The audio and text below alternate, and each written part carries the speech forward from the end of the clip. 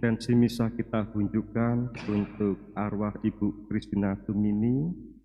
Semoga Allah memberikan rahmat pengampunan dan semoga Allah mempersilahkan untuk bersatu dengan para kudusnya di surga. Kita memperingati 7 hari meninggalnya Ibu Christina Tumini.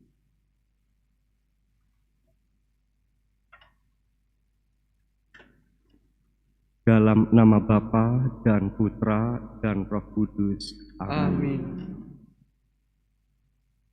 Semoga rahmat Tuhan kita Yesus Kristus, cinta kasih Allah dan persekutuan Roh Kudus bersamamu dan bersama rohmu. Para suster, frater, ibu bapak, saudari-saudara, anak-anak yang dikasihi Kristus, kita akan mendengarkan tokoh Natal Tuhan Yesus, Guru Yesus, tentang apa yang Ia lakukan. Yang Ia lakukan adalah mengenalkan, meluaskan kerajaan Allah, sehingga dari gelap terbitlah terang. Dan tindakan ini sangat dibutuhkan, terutama di daerahnya sendiri. Tuhan Yesus memulai karya ini di daerahnya sendiri, bahwa karya itu dimulai dari sekitar kita. Saudara-saudari, marilah kita mengakui dosa-dosa kita supaya kita layak merayakan misteri suci ini.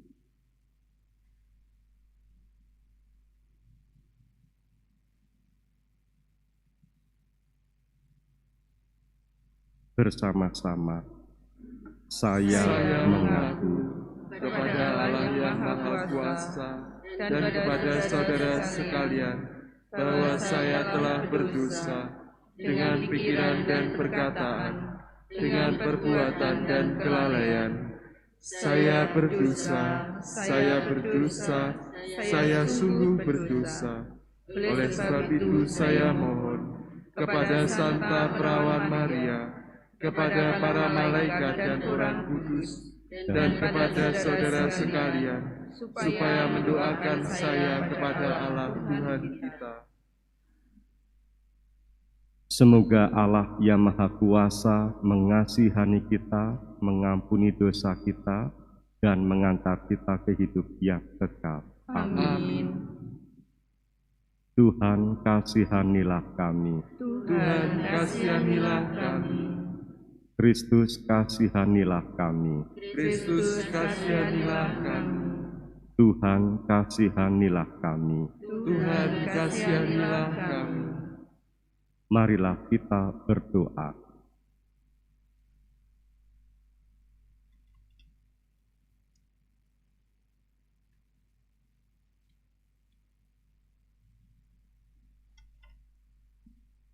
Allah Bapa kami, terangilah kami dengan cahaya ilahi, agar kami dapat melintasi kegelapan hidup ini dan sampai kepada terang-Mu yang abadi. Demi Yesus Kristus Putra-Mu, Tuhan dan pengantara kami, yang bersama-Mu dalam persatuan Roh Kudus hidup dan berkuasa, Allah kini dan sepanjang masa. Amin.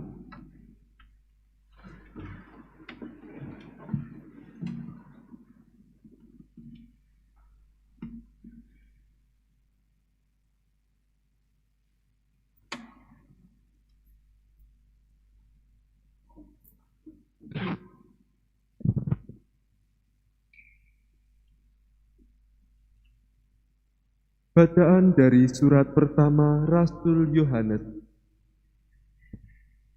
Saudara-saudaraku terkasih, apa saja yang kita minta dari Allah, kita peroleh daripadanya, karena kita menuruti segala perintahnya dan berbuat apa yang berkenan kepadanya.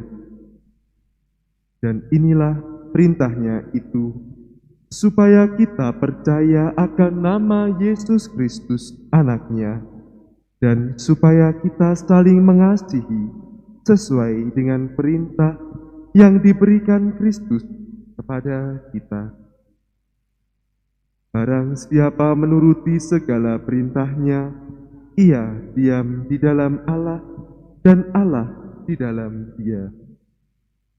Dan beginilah kita ketahui bahwa Allah ada di dalam kita, yaitu dalam Roh yang telah Ia karuniakan kepada kita.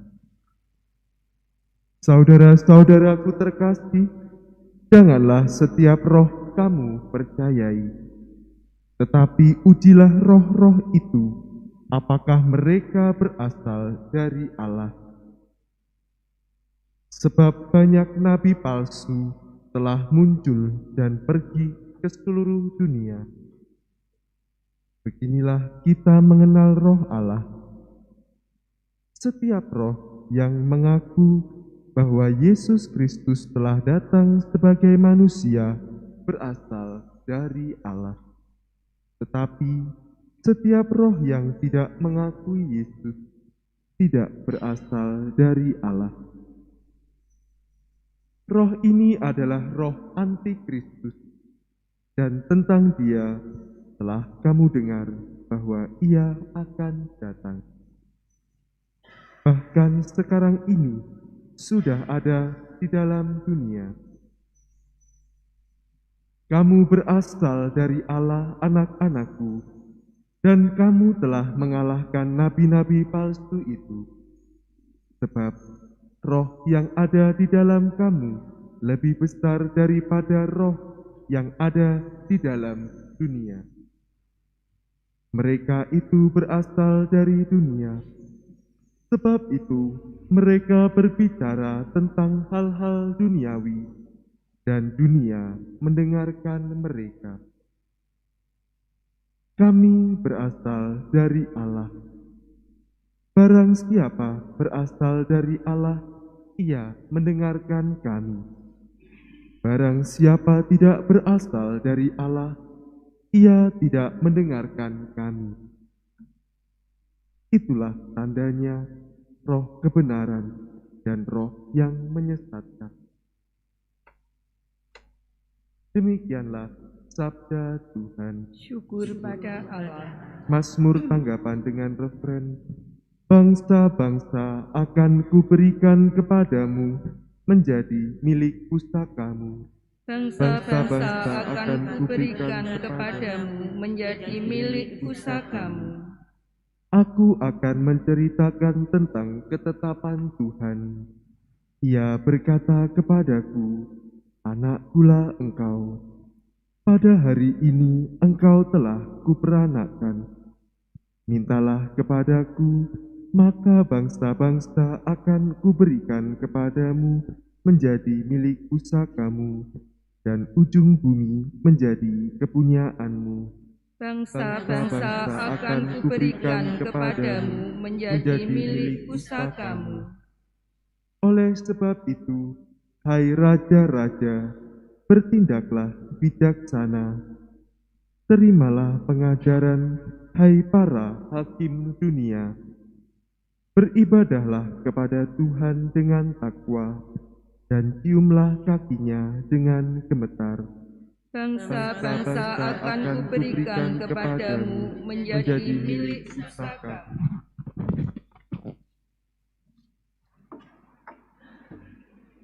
Haleluya, haleluya, haleluya,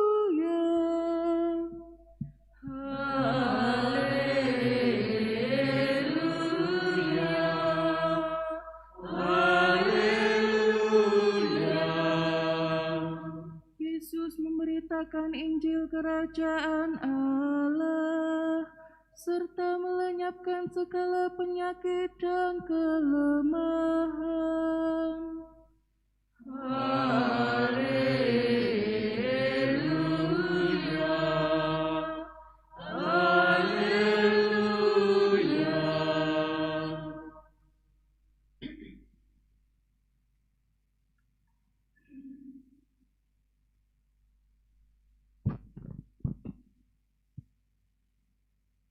Tuhan bersamamu dan bersama rohmu.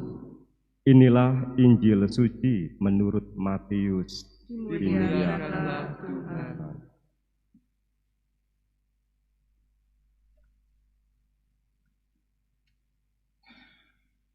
Ketika mendengar bahwa Yohanes Pembaptis ditangkap, Yesus menyingkir ke Galilea. Ia meninggalkan Nazaret dan diam di Kapernaum di tepi danau di daerah Zebulon dan Naftali.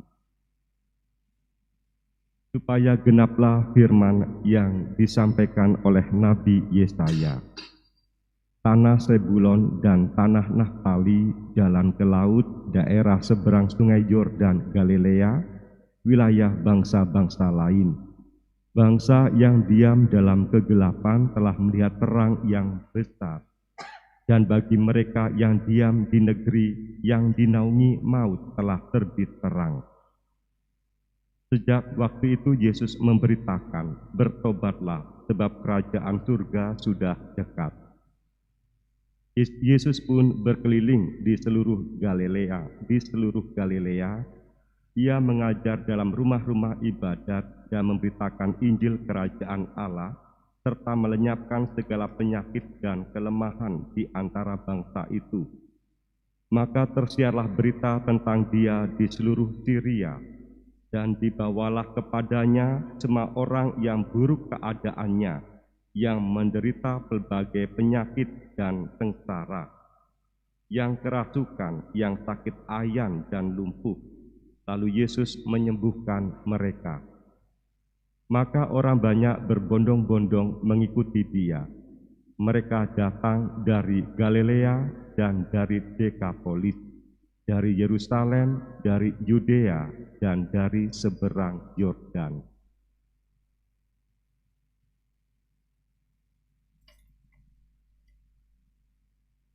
Demikianlah sabda Tuhan. Terpujilah Kristus.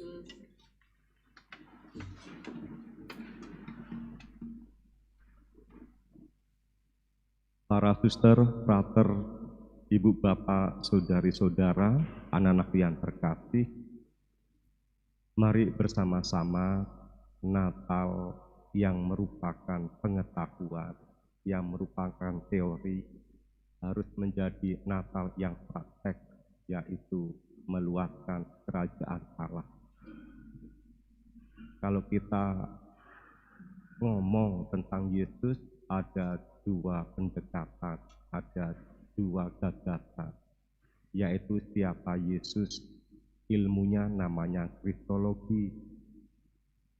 Yang kedua, apa yang dilakukan Yesus, ilmunya namanya kerajaan Allah. Ini tidak bisa dipisah-pisahkan.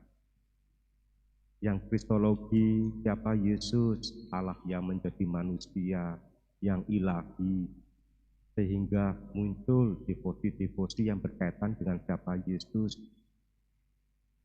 Devosi hati kudus Yesus, devosi ekaristi, dan banyak lagi ya, meditasi dan doa-doa.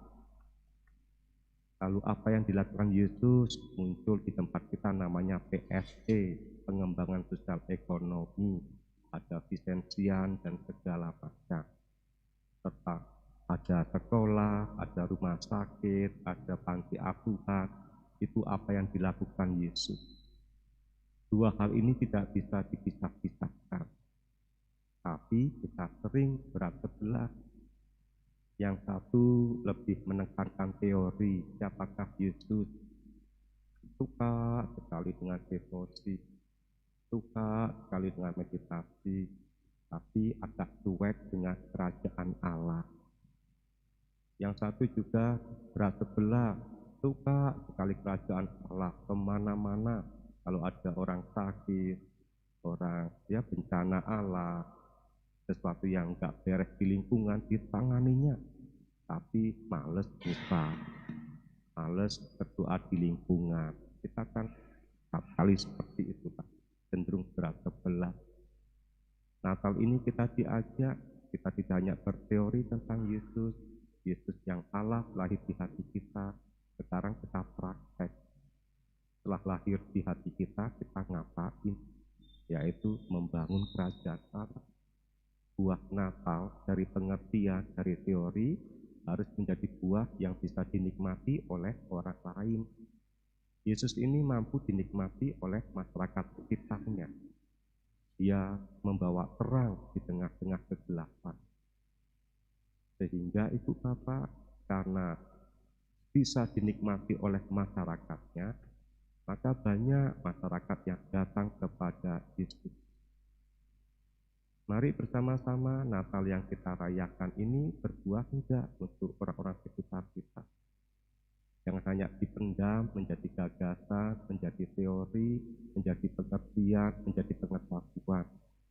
Namun harus aplikatif, diungkapkan lewat tindakan nyata, sehingga Natal, Yesus yang lahir di hati kita, itu bisa dinikmati oleh orang lain secara langsung, persis kayak Injil yang kita.